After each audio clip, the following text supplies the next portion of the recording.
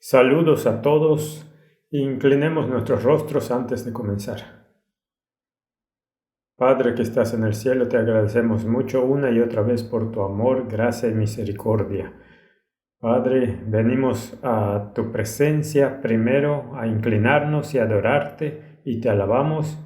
Y luego, Padre, te rogamos que derrames tu espíritu sobre nosotros, que tu espíritu pueda tocar nuestras mentes, nuestros corazones, y que entendamos estas cosas que son necesarias para nuestra salvación y para la de los demás, que podamos estar listos para tu pronta venida. Señor, por favor, abre la palabra y tócanos a través de tu Espíritu. Oramos en el nombre de Jesús. Amén. Empezamos a hablar de la segunda venida de Jesús. Sabemos que Jesús vendrá pronto. Si miras a tu alrededor, sabes eso. Y si hablamos de preparación, ¿cuándo prepararse? ¿Cómo prepararse? Hablando de preparación, sobre cómo prepararnos, hoy vamos a continuar y voy a enfatizar una y otra vez que necesitamos ser sólidos en la oración y el estudio de la palabra. Debemos ser edificados sobre el fundamento que es la palabra de Dios. Sin la palabra de Dios nadie estará seguro. No importa cuán inteligente, cuán educado, cuán experimentado, no importa cuán bueno seas, sin la palabra de Dios nadie estará seguro. Y sabemos que la oración y el estudio van de la mano. La Biblia dice que las palabras de Dios son inspiradas por el Espíritu Santo y no pueden ser entendidas en la sabiduría humana. Tienen que discernirse o entenderse espiritualmente. Por lo tanto, el Espíritu Santo que inspiró a los escritores tiene que inspirar al lector para entender lo que quiso decir, para que entendamos en profundidad el oro, los diamantes preciosos de la palabra de Dios. El espíritu de profecía dice, creo que en el volumen 6 de Testimonios para la Iglesia, la oración y el estudio nunca deben separarse, van juntos. Algunas personas solo oran, otras solo estudian, necesitan ir juntos. Entonces, al orar y estudiar nos acercamos a Dios y la presencia de Dios en nuestra vida y la palabra de Dios en nuestra vida nos preparará y nos mantendrá seguros en la muy pronta crisis final. Permítanme comenzar con una historia, hablando de la protección de Dios para la crisis. La protección de Dios para los tiempos de crisis. Mi abuelo, probablemente ya conté la historia, no lo recuerdo. Mi abuelo era un hombre de fe, un hombre de oración. No era pastor, era un carpintero, pero tenía una pasión por la obra de Dios.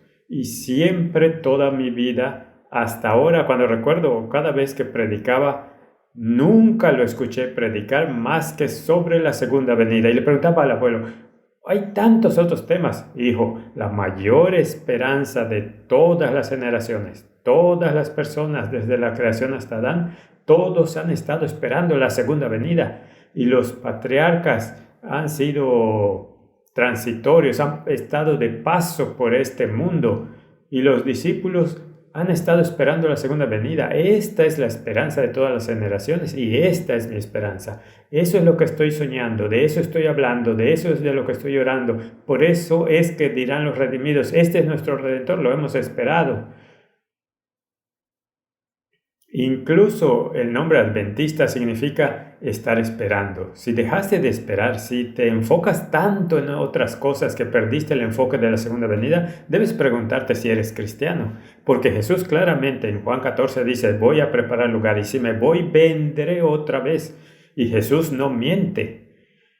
Entonces, hemos estado esperando y mi abuelo dijo, estoy esperando. Él estaba siempre, día tras día, desde la mañana hasta la noche, cada segundo, cada minuto, cantando o silbando durante el trabajo. Abuelo, ¿qué cantas? Sobre la segunda venida. ¿Por qué? Porque estoy feliz. ¿Por qué? Porque Jesús viene pronto. Voy a pasar la eternidad con Él. Siempre estaba cantando de la segunda venida. Recuerdo específicamente 6 o 7 himnos que él siempre estaba cantando, están frescas en mi mente. Y entonces él iba de un lugar a otro, de pueblo en pueblo, en lugares donde no había adventistas, trabajando con ellos, predicando, dándoles estudios bíblicos, ayudándolos, orando por ellos. Y empezaba grupos que más tarde algunos se convirtieron en iglesias. Específicamente estoy pensando en uno. Y así que fue hace muchos años en Rumania y fue en una época en la que estaba en contra de la ley que más de 3 adventistas se reunieran. Si hubiera 4 personas, una tendría que irse. Si los atrapaban, serían arrestados. Así que fue a ese grupo y tenían una reunión, y no voy a entrar en los detalles, pero específicamente cuando estaban en la reunión, la policía apareció en la puerta. Y cuando salieron del edificio había 2 filas, como un túnel de policías, 20 de un lado y 20 del otro lado. Uno al lado del otro que no podías escapar, tendrías que ir a través del túnel, y todos tenían esos bastones de goma, palos de goma o porras o no sé cómo se llaman. Y cuando el grupo de estudio, grupo de oración salía del edificio, la policía los golpeaba en la cabeza hasta que colapsaban y tenían miedo de venir. Y mi abuelo dijo: he estado orando y he estado predicando y he estado proclamando el mensaje de los 3 ángeles, las buenas nuevas, y sé que Jesús prometió. Él nos dio un mandato, no es una sugerencia: ve y predica el evangelio, y prometió que si vas, yo estaré contigo. Jesús está conmigo, y si Dios está conmigo, ¿quién puede estar contra mí? Entonces dijo: no tengo miedo, y comenzó a cantar un himno que dice: yo soy un hijo del rey, soy un hijo del rey, del rey, del rey, y soy un hijo del rey. Y cantó, y él cantaba y caminaba entre los policías, y los policías, en lugar de golpearlo en la cabeza, se apartaron, se hicieron a un lado. Y miró a los otros feligreses: vengan, salgan. Todos vinieron y se fueron, todos salieron. El lunes por la mañana el jefe de la policía lo llamó a la comisaría: señor Goya, quiero que me diga quiénes son esos oficiales militares, esos guardias militares a tu alrededor. Y mi abuelo dice: creo que bebiste demasiado. No, es lunes por la mañana, nadie tomó una gota, no bebimos. Vimos claramente a los guardias a tu alrededor. Son como guardias presidenciales, bien vestidos, con uniformes nuevos. ¿Quiénes son los soldados que te rodean? Mi abuelo dijo: yo estaba solo. Le dijeron: no, tú no estás solo. Y mi abuelo dijo: bueno, él enviará a sus ángeles para protegerte. 10,000 caerán a tu derecha y 1,000 a tu izquierda, mas a ti no llegará. Sus ángeles van a ponerte en sus manos. Era el ángel del Señor que acampa alrededor de los que lo aman. Y dijeron: no, tú mientes. Tienes que decirnos si conoces a alguien del gobierno que enviaron tropas, oficiales militares, para que te protejan. Ángeles de Dios acampan alrededor de los que aman al Señor. La promesa es que en los últimos tiempos, en esas crisis, los ángeles de Dios nos protegerán. La promesa es que se proveerá agua y pan. La promesa es que el tiempo será acortado. La promesa es que Dios nos asegura de que sus balas van a caer, sus espadas no tendrán poder. Eso no quiere decir que no habrá persecución, y entraremos en más detalles, porque no quiero que nadie piense que va a ser fácil. Va a ser un tiempo de crisis, no va a ser fácil para nadie, no va a ser fácil para nosotros, pero tampoco va a ser fácil para el mundo, excepto que tenemos a Dios con nosotros. Y cuando hablamos de preparación, habrá un tiempo de crisis como nunca antes en la historia, como nunca antes. Va a haber un conflicto como nunca en la historia. De hecho, la Biblia dice en Daniel capítulo 12, habrá un tiempo de angustia como nunca antes. Y Jesús, citando a Daniel, dijo que habrá un tiempo de angustia como nunca antes en la historia humana, desde la creación hasta el Apocalipsis, hasta el final. Ninguna de las crisis podría ser comparada con la crisis final. Ahora, ¿creemos que nos mantendremos firmes? Si crees que eres fuerte, mejor vigila, porque aquellos que piensan que son fuertes fallarán. Dudamos de Dios cuando pasamos una crisis normal y oramos y parece que no obtenemos una respuesta y nuestra fe se tambalea y lucha. Si no desarrollamos la fe, si no damos un paso de fe, si no fortalecemos nuestra fe hoy y crecemos más y más, ¿cómo vamos a resistir? Si temblamos en una pequeña crisis, ¿cómo vamos a ser fuertes en la mayor crisis de la historia? Entonces, ¿cómo te preparas para esa crisis? Déjame explicarte. La Biblia dice que, escucha con atención, no luchamos contra carne y sangre. Debemos entender esa parte. En este conflicto no estamos luchando con un enemigo físico, estamos luchando contra un enemigo espiritual. Por lo tanto, necesitamos poder espiritual. No podemos luchar con nuestras fuerzas. No luchas contra Satanás con los puños, no luchas contra Satanás con un arma o espada. Es una guerra espiritual. En la guerra espiritual necesitas armas espirituales. Las armas espirituales pueden ser la oración y el estudio y la fe. La oración, la fe, son armas que no ves. El enemigo es un enemigo que no ves. Por lo tanto, necesitas fe. Déjame explicarte, no podemos luchar con nuestras propias fuerzas. En la crisis final contra los poderes espirituales de las tinieblas, no podemos luchar contra el enemigo con nuestro propio poder. Necesitas protección externa. Si crees que puedes ganar la batalla por tu cuenta, ya has perdido la batalla. No encuentras un programa de computadora para protegerte contra un virus, para protegerte contra Satanás. No encuentras un programa de protección espiritual 101 que tienes que instalar en tu cerebro. No existe tal cosa.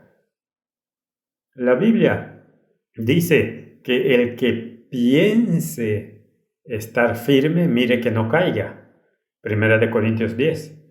No creas que eres fuerte por ti mismo. No tenemos lucha contra sangre y carne, sino contra principados, potestades, gobernantes de las tinieblas, contra huestes espirituales de maldad en los lugares celestiales. Efesios 6:12. Escucha atentamente, huestes espirituales de maldad. No sé si lo captas. En los lugares celestiales, Satanás, huestes espirituales de maldad de la oscuridad, están en los lugares celestiales. ¿Alguna vez has visto un pez peleando con un pájaro? No hay posibilidad de ganar. Si estás aquí y Satanás está aquí, no puedes pelear. Vas a perder la batalla. Para luchar contra los poderes que están en los lugares celestiales, necesitas estar en los lugares celestiales. Puedes luchar contra poderes que están en tu nivel. E incluso aquellos, cuando luchas, son miserables. La lucha trae dolor. Mucho más cuando estás en la tierra y Satanás está en lugares celestiales. Para luchar contra esos poderes en lugares celestiales, necesitas estar en lugares celestiales. Puedes estar en este mundo, pero no debes ser del mundo. Puedes ser un ciudadano de tu país, pero debes ser un ciudadano del cielo. A menos que pertenezcas al cielo, a menos que el cielo viva en tu corazón. Quiero que escuches estas palabras. A menos que el cielo ya viva en tu corazón, a menos que ya estés en el cielo, a menos que estés continuamente conectado con el cielo, no lo lograrás. Fracasarás en la crisis final.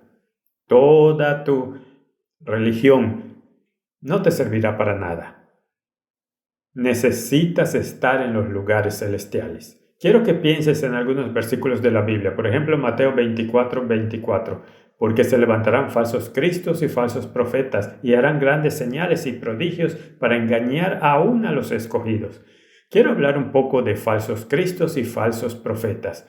No dice falsos, dice harán grandes señales, verdaderas señales y prodigios para engañar, si es posible, aún a los elegidos. Bueno, permíteme primero mencionar una historia bíblica. Cuando Moisés fue enviado por Dios para liberar a Israel, Dios le dijo que hiciera algunas señales en el poder de Dios. Por ejemplo, cuando Moisés puso su vara, la tiró al suelo, ese trozo de madera se convirtió en una serpiente, pero recuerda que Faraón llamó a sus magos y ellos hicieron lo mismo.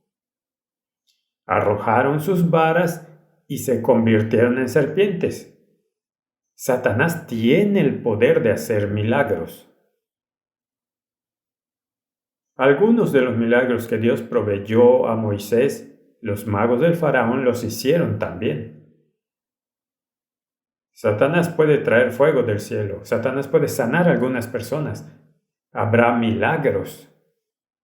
Habrá grandes señales y maravillas.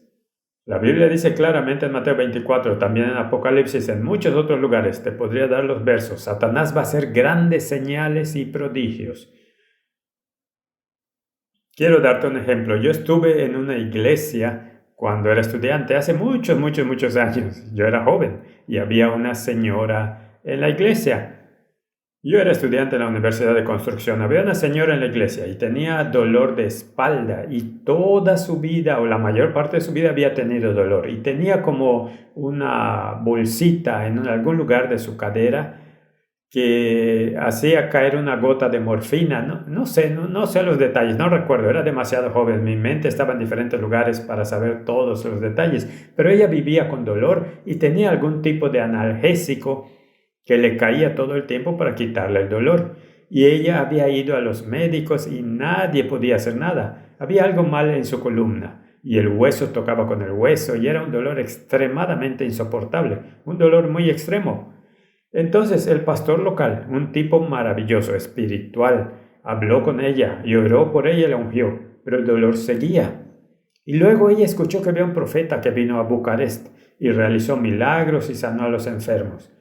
Y ella fue allí y el profeta oró por ella. Y ella vino el próximo sábado feliz, saltando y siendo como una joven. Dijo, el dolor se ha ido, no tengo dolor, he sido sanada.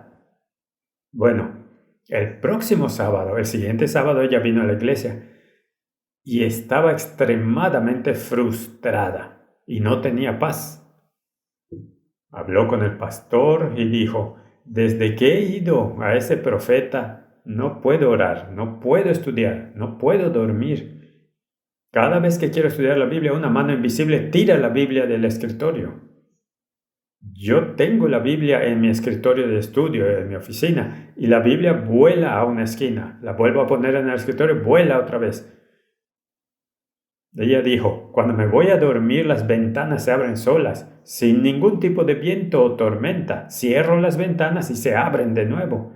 Yo me voy a dormir y en mi vestidor, donde guardo mi ropa, alguien golpea la puerta muy fuerte. Es como si hubiera alguien. Tengo miedo de ir. Abro el armario, enciendo la luz, no hay nadie. Cierro la puerta, voy a dormir y hay golpes en la puerta de nuevo. Ella dijo, no puedo dormir, no tengo paz. Y el pastor dice, ¿dónde has estado? Fui a ese profeta. ¿Eres consciente que puede ser un falso profeta? Bueno, ¿cómo podría ser falso si él realizó milagros? ¿Sabían ustedes que Satanás tiene el poder? El espíritu de profecía dice que enferma a la gente y también la sana. No necesariamente que los enfermó a ustedes. Pueden estar enfermos porque tuvieron un accidente, pueden estar enfermos porque están enfermos o lo heredaron. No necesariamente que te haya enfermado, pero tiene el poder de realizar milagros. ¿Qué pasa si el milagro? Recuerda cuando el rey Saúl fue a esa bruja para hablar con Samuel. No era Samuel, era Satanás tomando la imagen de Samuel. Satanás tiene el poder para realizar, para personificar, de hacer milagros. ¿Consideraste, dijo el pastor, que podría ser Satanás que te sanó y ahora invitaste su presencia a tu casa?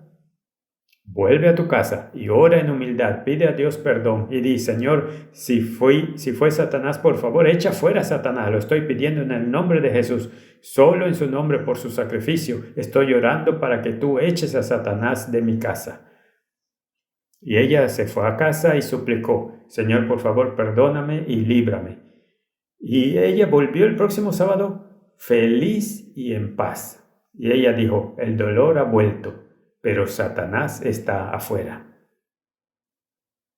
Recuerda que Pablo oró, Señor, por favor, elimina este problema, y Dios no lo hizo. Y él dice que Dios le dijo, mi gracia es suficiente.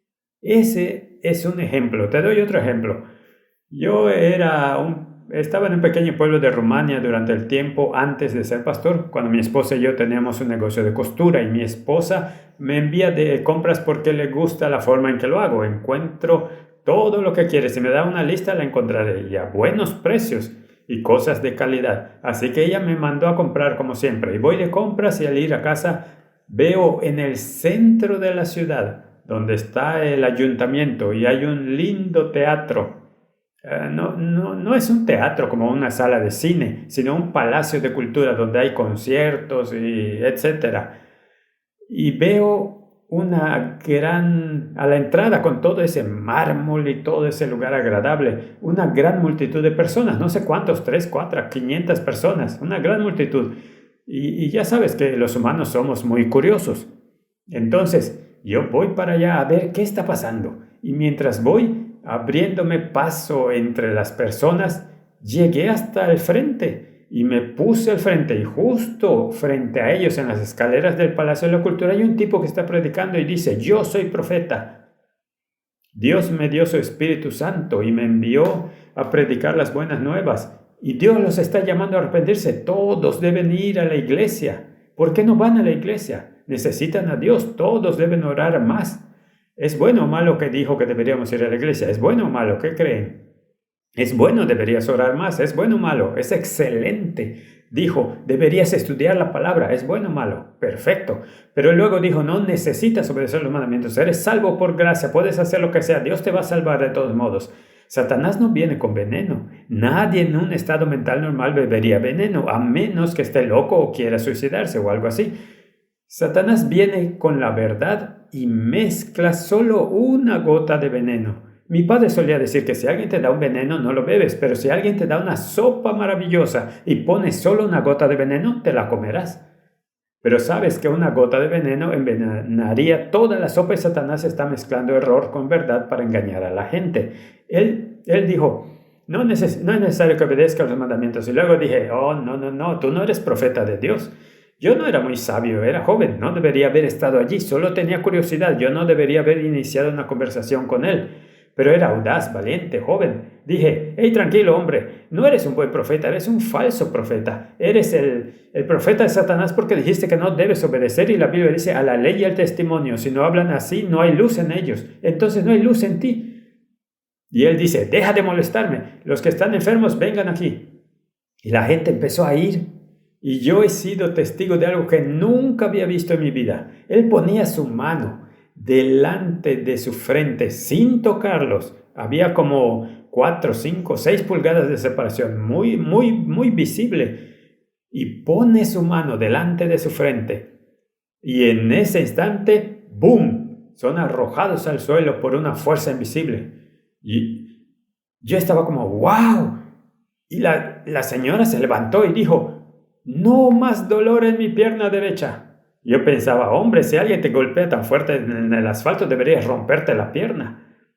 Y luego vino el siguiente y dice, tengo dolores de cabeza durante muchos años, van y vienen y sigo tomando pastillas. Y él puso su mano en la frente del tipo y el hombre, ¡pum!, fue arrojado al suelo de un golpe por una fuerza invisible y se levantó, no más dolores de cabeza. Luego vino otro. Y el tipo dijo algo bastante extraño. Dijo, Dios me dio el Espíritu Santo, soy profeta, y si hay damas que son voluntarias, escucha atentamente, las invitó a acostarse con él porque dijo que tendrían profetas para multiplicar los profetas. Yo dije, no saben de lo que hablan, hablan de quebrantar el 7º mandamiento, inmoralidad. Dije, eres el profeta de Satanás. Él vino a mí, puso la palma de la mano delante de mi frente. No pasó nada, la volvió a poner, no pasó nada. Me dice, no tengo poder sobre ti. Y yo digo, claro, porque el que está en mí es mayor que el que está en ti. Él dijo, vete, no puedo trabajar por tu culpa. Y la gente, en lugar de buscar la verdad, prefieren buscar sanación y lo sensacional. La gente empieza a gritar, vete, queremos sanación, no nos importa lo que digas. La gente está más interesada en su comodidad que en la verdad. La gente cree lo que quiere creer. Lo que es cómodo creer en la religión, en política, en todo. Los milagros sucederán.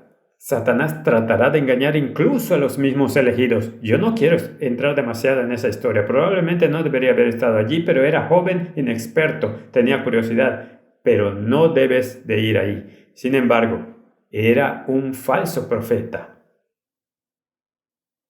La Biblia habla de falsos profetas y profetas reales. Falsos reavivamientos y reavivamientos reales. Fuego falso. Recuerda la historia con Elías.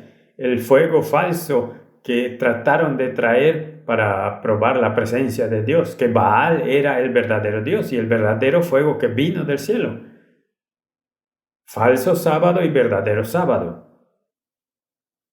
Para todo lo que Dios hace, Satanás trae una falsificación, una falsedad para engañar a la gente. Y Satanás no trae una mala falsificación. Si vengo a ti con un billete de $3, sabrás que es falso porque el billete de $3 no existe. Pero si vengo con un billete de 20 que se ve absolutamente perfecto, no sabes si es falso o es real. Satanás viene a ti con una falsificación perfecta. A menos que estés sólidamente fundado en la oración y la Biblia, no distinguirás la falsificación de lo verdadero. Volviendo atrás, te voy a dar un ejemplo más y luego nos sumergimos de nuevo en el tema. Vivíamos en un edificio alto, no muy alto, pero bueno, en el centro, un centro comercial. No es un centro comercial como los de Estados Unidos, un gran centro comercial. Son como pequeñas tiendas en el primer piso, en el primer nivel hay tiendas. Luego arriba de eso hay apartamentos donde vive la gente. Y arriba de ese nivel, como en el centro comercial, arriba de ese nivel había un ingeniero en computación, su esposa era doctora, y arriba de ellos estaba nuestra familia, y arriba de nosotros había una familia diferente. Pero esa familia diferente que vivía arriba de nuestro apartamento, el esposo era un hombre malvado. Estuvo en prisión por muchos años, no recuerdo cuántos, muchos años. Cuando salió de prisión, golpeaba a su esposa todos los días. Había gritos y peleas. Terrible familia, terrible vida. Tenían 2 hijas. Una era un poco mayor, no sé cuántos años tenía, pero andaba por los 18, 20. Y le gustaba la brujería y la prostitución. Y la más joven tenía como 11, 12, 13, más o menos. Y ella era una niña maravillosa. Y un día llamó a la puerta. Abrí la puerta y la miré. Buenos días. Y dije su nombre. Llamémosla Jay. Bueno, buenos días. O M. Digamos, buenos días, ¿cómo estás? Ella dice, señor Goya, estoy casi bien, ¿cómo está? Dije, estoy bien, gracias. Le dije, ¿puedo ayudarte? Ella dice, bueno, ¿le importaría darnos un poco de harina? Le dije, ¿para qué la necesitas? Para mi mamá, trata de hacer un pan y no tiene suficiente harina. Le dije, por supuesto. Le dimos un poco de harina y ella se fue a su casa. Dijo, gracias, y se fue. Al día siguiente toca la puerta otra vez. Señor Goya, ¿puede darnos un poco de azúcar? Dije, claro que sí, seguro. Le di el azúcar, gracias, y se fue. Al otro día toca la puerta. Señor Goya, ¿puede darnos algunas papas? Sí, y le di papas. Al otro día, ¿puede darnos cebolla y algunos huevos? Dije, está bien. Y durante 2 semanas ella siguió viniendo todos los días. Y después de todo, le dije, por favor, ¿me puedes decir qué está pasando? Bueno, me da vergüenza. Por favor, dime. Bueno, mi padre bebe todo el salario y se lleva todo el dinero de la casa, su salario y el salario de mi mamá. Pero luego si mi mamá no cocina, le pega tanto que ella no puede moverse por el dolor. Y no tenemos dinero para hacer las compras. Y si ella no cocina, la golpea y nos golpea tanto. Así que vengo porque ustedes son buenas personas. Y con las cosas que nos dan, mi mamá puede cocinar y no nos da una paliza.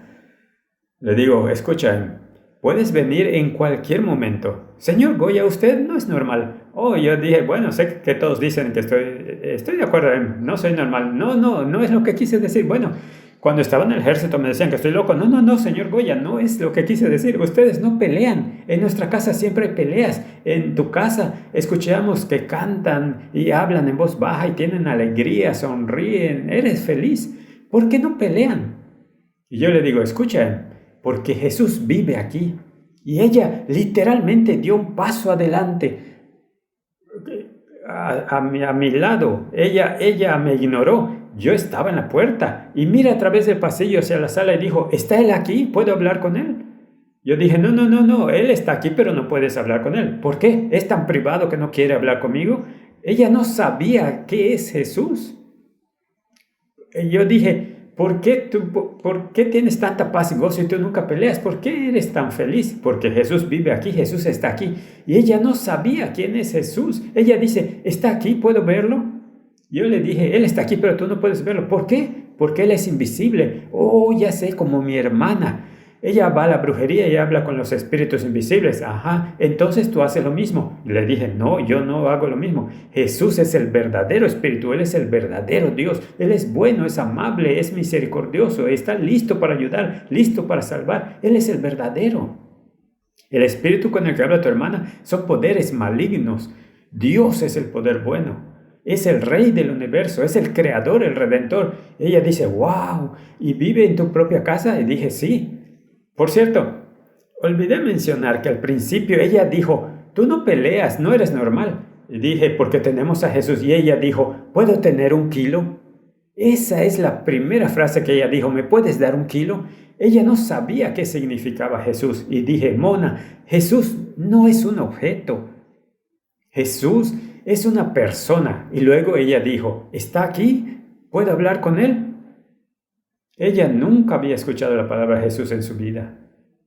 Y entonces dije, no, Mona, Él es invisible. Y por eso ella dijo, es como mi hermana. Le dije, no, Él es el Dios bueno, Él es el Dios único, Él es el Dios real, Él es bueno. Y luego me dice, ¿qué puedo hacer para que también viva en mi casa? Y le dije, escucha, si oras todas las mañanas e invitas su presencia en tu corazón, si estudias su palabra, Él también vivirá en tu corazón. Ella dice, ¿puedes enseñarme a orar? Y cada vez que ella venía a buscar algo, pasaba de 10 a 15 minutos y le contaba una historia bíblica sobre cómo la gente en la Biblia invitaba a Jesús a entrar. Eso le empezó a gustar y le regalé un himnario para niños. Nunca lo olvidaré. Le regalé un himnario para niños con cantos maravillosos. Y le di las palabras de vida del gran maestro y le animé a leerlo y le di una Biblia con dibujos. Bueno. Un día alguien golpeó la puerta muy fuerte como para romperla. ¡Pum, pum, pum! Cuando abrí la puerta, su padre, con una cara que nunca olvidaré, con los ojos como el cristal, oscuros y brillantes. Tenía una hacha con las que cortas leña. Él tenía el hacha en su mano. Cuando yo abrí la puerta, quería golpearme en la cabeza para matarme. Me hice a un lado y el hacha se clavó en la puerta. Y luego me miró y me dijo, si alguna vez le hablas a mi hija de Dios, la mato, te mato a ti, mato a tus hijos y tu esposa y luego voy a la cárcel. Vine de la cárcel y si vuelvo no me importa. Odio a Dios. Nosotros en mi casa adoramos a Satanás. Nunca más le hables de Dios.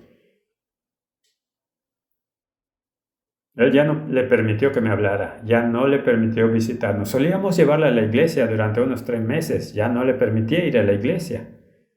La encontré en el mercado, estaba de compras y le dije, ¿cómo te va? Bueno, mi padre ya no me permitió ir a verte, pero mi hermana me llevó a conocer a los otros espíritus. Ella dijo, es lo mismo. Yo dije, por favor, no vayas allí. Bueno, mi padre me prometió chocolate y que me llevaría al parque acuático y me llevará a esto y aquello. Y yo fui 1 o 2 veces y no hay nada de malo, es solo que hay voces y esto y aquello. Y ella me lo explicó. Le dije, por favor, no vayas. Por favor, no vayas allí porque Satanás quiere apoderarse de tu vida. Ella siguió yendo con su hermana hasta que ella quedó poseída por un demonio. Y tenía 2 voces. Una voz, su pequeño tono agudo, Señor Goya, buenos días, ¿cómo está? Y la otra voz muy profunda, como humo, como un bajo en el coro que decía, odio a Dios. Dije, ¿por qué dices eso, Oh, yo no odio a Dios, es Él que está en mí el que dice eso. Una noche estaban peleando en la casa y mi mujer y yo no podíamos dormir. Y había como tensión en el aire. Como si todo estuviera con presión, y mi esposa y yo sentimos presión física sobre nosotros, como si alguien nos empujara hacia abajo y no pudiéramos respirar. Así que comenzamos a orar y la presión desapareció. Cuando comenzamos a orar, ellos arriba dejaban de pelear. Y siempre que nos deteníamos, cuando terminábamos nuestra oración, empezaban a pelear otra vez, pero la presión no regresaba a nuestra casa. Y oramos de nuevo y dejaban de pelear, y parábamos y comenzaban a pelear otra vez. Alrededor de las 2 de la mañana, pasada la medianoche, escuchamos que alguien corrió hacia el apartamento de arriba.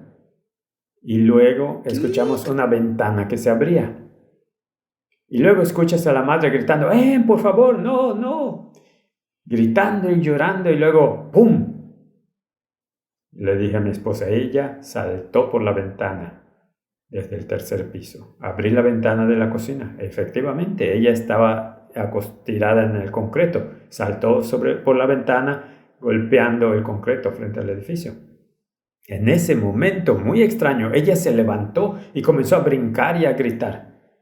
Llamé al 911, vino la ambulancia a buscarla. Fui a visitarla al hospital y me dijeron, no entendemos, ella tiene varios huesos rotos. Aún así, tuvimos que ponerle unas inyecciones para calmarla y luego atarla, porque aún con los huesos rotos tiene una fuerza increíble.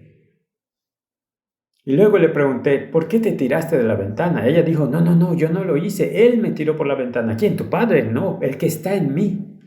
Mencioné que quiero volver a la iglesia. Cuando iba a la iglesia yo tenía paz y no había peleas. Y en ese momento me tiró por la ventana. ¿Qué puedo hacer para deshacerme de él? Y le dije, hay que orar y estudiar. Pero mi padre me quitó los libros. Le di otra Biblia y le di otro himnario. Al día siguiente fue a visitarla al hospital y me dijo, cuando oro y canto se va y me deja sola. Si recuerdas, como el rey Saúl, cuando David tocaba el arpa para él. Y así, al día siguiente fui de nuevo a visitarla al hospital, pero el doctor no me dejó entrar. El doctor dijo que vino su padre y dijo que no deberíamos dejarte pasar a ti o a cualquier otra persona, solo a la familia. Y el doctor mencionó que el padre estaba muy enojado porque encontró libros religiosos. Y le dijo al doctor, si dejas entrar a alguien, te mataré a ti y a tu familia, y te demandaré si no puedo matarte. Ya no tuve más acceso para visitarla. Y luego nos mudamos de allí, así que no sé qué pasó después. Pero Satanás es real, así como Dios es real. Como los ángeles buenos son reales, así Satanás y los ángeles malos. Y Satanás quiere que seamos ignorantes, ni siquiera que lo pienses, para que no nos preparemos y no tengamos protección contra eso. Y la Biblia habla claramente sobre la protección de Dios. Y vamos a ver algunos mensajes para aprender cómo podemos obtener protección en los últimos tiempos contra las flechas de fuego de Satanás, contra los ataques de Satanás, contra el conflicto más grande de la historia, contra el engaño de Satanás. ¿Cómo obtienes protección? No luchamos contra carne y sangre, sino contra principados, potestades espirituales, gobernantes de las tinieblas, huestes espirituales de maldad en los lugares celestiales.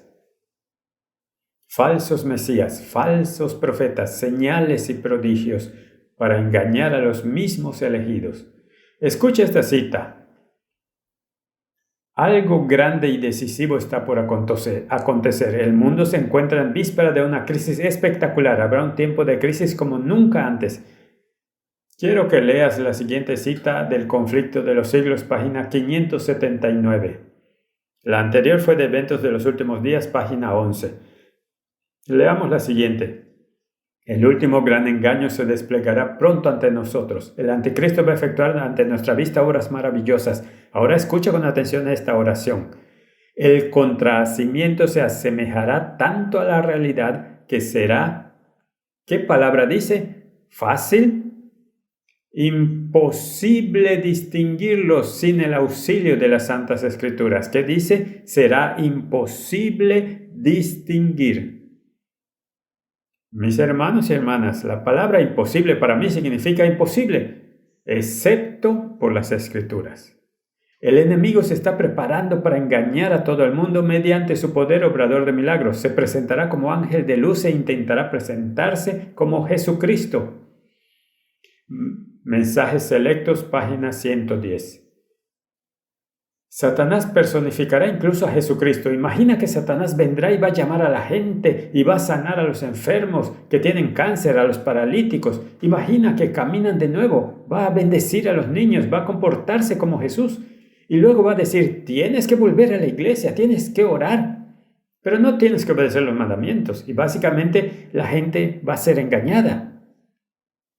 Y la Biblia dice que no será fácil, no desafiante, dice imposible de distinguir, excepto por las Escrituras. Quiero que continuemos un poco, porque el siguiente párrafo nos da un poco más de luz. Aquí está. Hay una agitación emotiva. A la gente le gustan las emociones y excitación. A la gente le gusta lo sensacional y milagros. Una mezcla de lo verdadero con lo falso. Detengámonos por un segundo. Si Satanás viene con lo falso, nadie obedecerá. Oye, deja de ir a la iglesia, deja de orar. Él dice, ve a la iglesia, ora, estudia. Él va a mezclar la verdad con lo falso para que sea muy difícil distinguir. Sigamos leyendo. Hombres bajo la influencia de espíritus malignos obrarán milagros. No dice falsos, dice milagros. Los enfermos serán sanados. ¿Estamos preparados para el juicio venidero? Testimonios, tomo 1, página 302. ¿Estamos preparados para el juicio venidero? Satanás obrará milagros. Habrá excitación emocional. Mezcla de la verdad con lo falso. Conflicto de los siglos, página 464. Hombres bajo la influencia de espíritus malignos obrarán milagros. Enfermos serán sanados. ¿Estamos preparados? Testimonios, tomo 1, 302. Quiero que recuerdes, esto está en Apocalipsis capítulo 18. Por tus hechicerías fueron engañadas todas las naciones. Bueno, déjame hacerte la pregunta. ¿Cuántas naciones serán engañadas? Probablemente solo una nación o dos en el mundo. Dice que todas las naciones, todas significa, en mi gramática, todas, no significa solo la mitad o el 90%, todas las naciones en todo el mundo. Satanás va a influir en el mundo entero, todos los reyes, todos los gobiernos, todas las personas, ricos y pobres, educados o menos educados, todas las personas seguirán a Satanás. Imagínate eso. La palabra hechicería en griego, en el original griego es farmaquía, que significa cualquier cosa que medica la mente o confunde a la mente. Satanás va a usar cualquier cosa que pueda confundir la mente. Por lo tanto, Dios insiste en que comamos sano y observemos las cosas que son saludables, porque Satanás usa cualquier cosa que influya y confunda la mente para que tengamos una mente nublada, que no podemos distinguir la obra del Espíritu Santo, la obra de Dios y la voz de Dios. Dios quiere que tengamos una mente clara. Cualquier cosa, incluso las cosas buenas, comida, si la comida te deja claro, entonces debes tener cuidado cuando comes, cuánto comes. No estoy diciendo que la comida te salva, estoy diciendo que debemos asegurarnos que nada de lo que hagamos nos confunda. Vivimos en un mundo que está tan confuso que necesitamos tener mentes claras y distinguir la voz de Dios. Ahora, continuemos un poco. Cuando hablamos de los milagros falsos, hablamos del poder que obra milagros, falsos cristos y falsos profetas, falsas teorías, falsas doctrinas. Mira a tu alrededor, gente en la iglesia que ya no cree en la creación de 6 días. La Biblia es tan simple que toman la Biblia y la tuercen y la interpretan de la manera que quieren, en lugar de torcerse ellos mismos para seguir la Biblia. Tuercen la Biblia para seguir sus propias teorías. Personas que ya no creen en el espíritu de profecía. La gente no sabe. La Biblia dice, sigue a tus profetas y serás bendecido. Creed en tus profetas. Gente que ya no... Y ese es un tema completo del que podemos hablar. Gente que ya no ora ni estudia. ¿Cómo crees que vas a poder resistir en la crisis final tantas cosas engañosas, tantas crisis y tantas doctrinas falsas? Satanás ha atacado a la iglesia desde el primer siglo. Por esa razón Pablo y Juan y Pedro se levantaron advirtiéndoles que se mantengan alejados de esas falsas doctrinas, falsos profetas, falsas teorías. ¿Cómo puedes mantenerte firme? Bueno, hablaremos probablemente, si tenemos el tiempo, sobre 4 estrategias distintas. ¿Cómo te preparas para tal momento de crisis? Ciertamente, intentaremos ver tanto como podamos. Podemos lograr ver 1 o 2 puntos en un mensaje. Veremos cómo podemos hacerlo. Pero veamos cuáles son los métodos. ¿Cuáles serían las estrategias de protección? Y voy a sugerir ahora 4 estrategias para la protección espiritual. 4 estrategias para la protección espiritual en el Señor, en la oración, en la palabra y en su armadura. Permítanme repetirlo. En el Señor, en la oración, en la palabra, en su armadura. Ahora, probablemente lograríamos hoy ver una o 2 de estas 4 estrategias para la protección espiritual. Y si hablamos de eso en el Señor, analicemos qué significa en el Señor. La Biblia dice en Efesios capítulo 6, verso 10, por lo demás, hermanos míos, fortaleceos en el Señor y en el poder de su fuerza. Quiero mencionar aquí de nuevo por unos segundos, no es nuestra fuerza la que nos da la victoria. Recuerdo que solía atrapar pulgas de mi perro en casa de mi abuelo. Mi abuelo tenía un perro grande. Hablamos de un perro grande bueno, yo soy exagerado, como un oso. Un perro grande, pelo largo. Y salía al campo y en ese tiempo, hace mucho tiempo, no había gotas que le ponías al perro. Así que el perro tenía pulgas y le cogía las pulgas al perro y las ponía en la tina donde te bañas. Y ponía las pulgas en la tina y ellas saltaban tratando de escapar. Y luego volvían a caer y ninguna de ellas saltaba más alto de esto, pero la tina era alta y después de un tiempo se daban por vencidas y finalmente morían. Recuerdo una vez más tarde, cuando crecí, le dije a mi padre, me estoy esforzando mucho para ser paciente y no lo logro, ¿qué puedo hacer? Y mi padre me dijo, ¿te acuerdas de esas pulgas que atrapabas cuando eras pequeño y las ponías en la tina? Le dije, sí. ¿Lograron escapar? No. ¿Por qué? Porque son demasiado pequeñas para saltar tan alto. Y mi padre dijo, tú eres demasiado pequeño, hijo, para saltar tan alto. No puedes ganar la victoria con tus propias fuerzas. Puedes cambiar un poco tu comportamiento externo, pero no puedes cambiar tu corazón y tu naturaleza. Pero si estás en el Señor y el Señor está en ti, si estás conectado, Él en ti, te dará la victoria. Y mi padre me miró y me dijo, tú no puedes pelear contra Satanás por tu cuenta, pero si Jesús vive en ti, tú tienes la victoria incluso antes de ir a la batalla, porque Jesús fue victorioso en la cruz. Jesús ya ganó la guerra. Si Jesús vive en ti, tú no tienes que preocuparte. La batalla está ganada. De nuevo, quiero subrayar, no podemos pelear contra Satanás por nuestra cuenta. Necesitamos estar en el Señor, necesitamos estar continuamente conectados. Cristo en ti, la esperanza de gloria. El que tiene a Cristo, necesitamos estar conectados. Jesús dice, yo soy la vid. Tú eres la rama, separado de mí no puedes hacer nada, y nada, significa cero.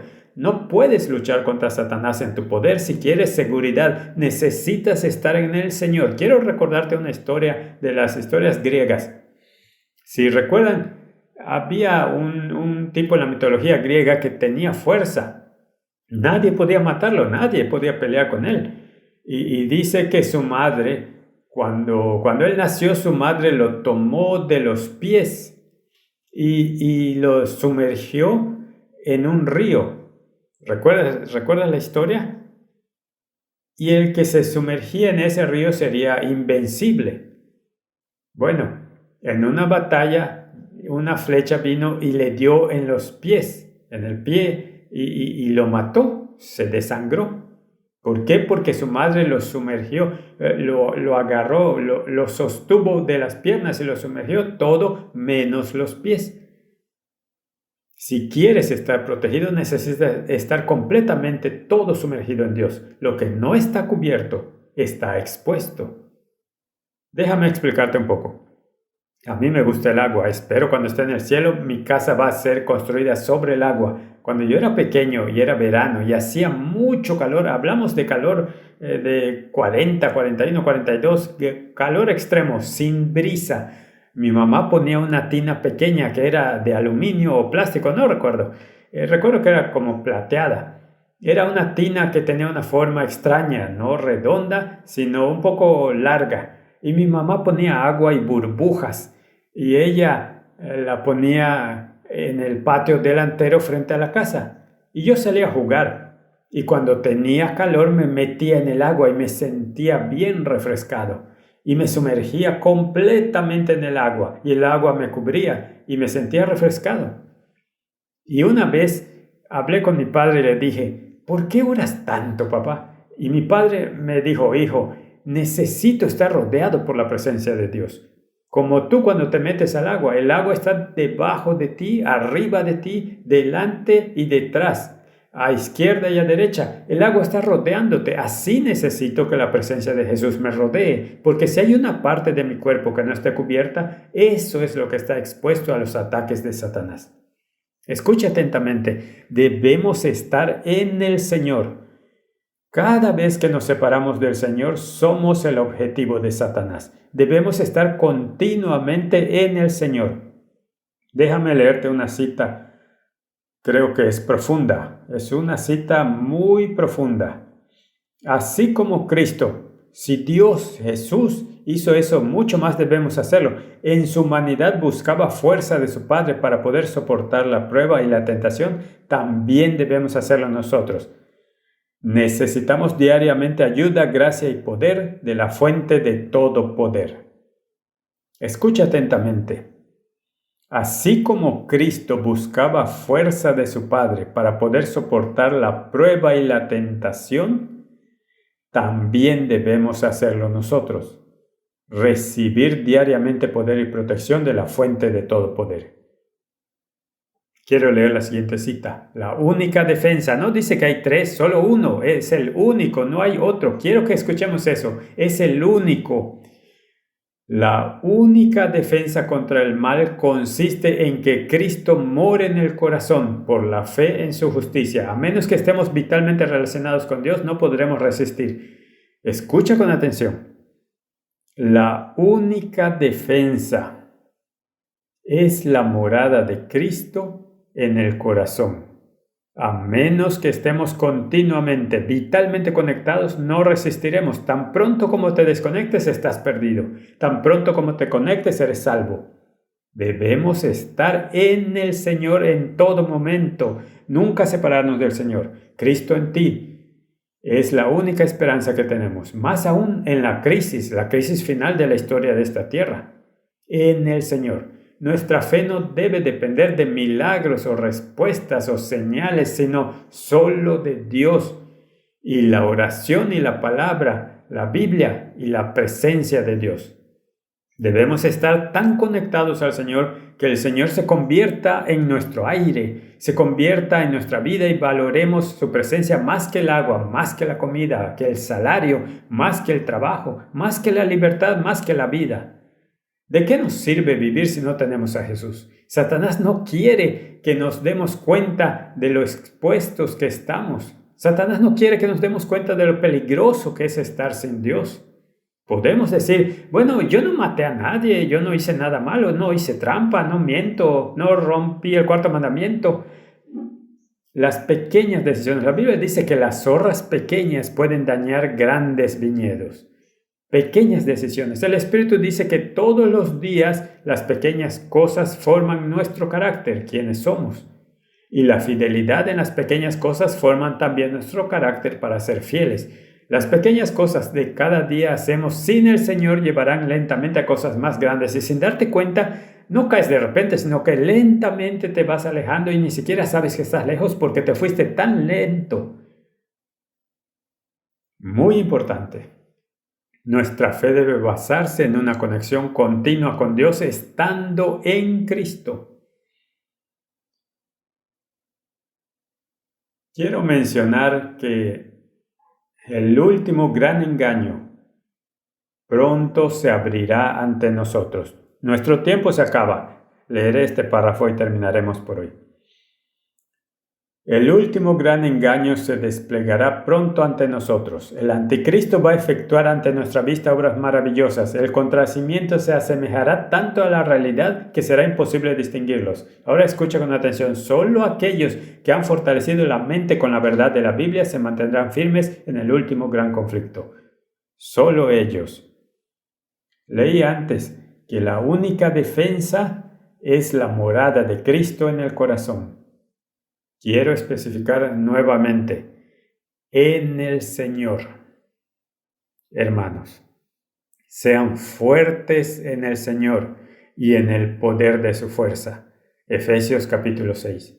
Debemos aprender a estar en el Señor todo el tiempo. Si no aprendemos a estar en el Señor hoy, ¿cómo crees que vamos a estar en el Señor en la crisis final? Eso simplemente no sucede de la noche a la mañana. Necesitamos ejercitar, aprender, y cuanto más buscamos al Señor, más aprendemos a conocerlo y a amarlo y desearlo y permanecer con Él. Y mientras lo buscas todos los días, lo vas a encontrar si continúas buscándolo. Pero debemos comenzar hoy y no esperar a la crisis final. Dios nos está llamando como su pueblo a estar continuamente conectados. Más que en cualquier otro tiempo, más que en cualquier generación, antes de que Jesús venga, necesitamos estar en Él para caminar con Él. Si Abraham, Moisés, Noé, si la gente de fe, Pablo, Juan, caminaron con Él, mucho más necesitamos estar continuamente con Él, en su presencia. Esa es nuestra única seguridad. No hay otra seguridad contra los ataques de Satanás, mucho más en la crisis final. Oremos. Padre que estás en el cielo, te agradecemos mucho por tu gracia e invitación a estar continuamente en ti. Eso es un privilegio. Nos preguntamos cómo hacerlo, pero todo lo que necesitamos es tener un deseo de oración y estudio. Porque al buscarte, no necesariamente como un deber, sino al buscarte a través de la oración y el estudio con el deseo de conocerte y ser llenos de tu presencia, tú prometiste que contestarás esa oración y te encontraremos si te buscamos de todo corazón.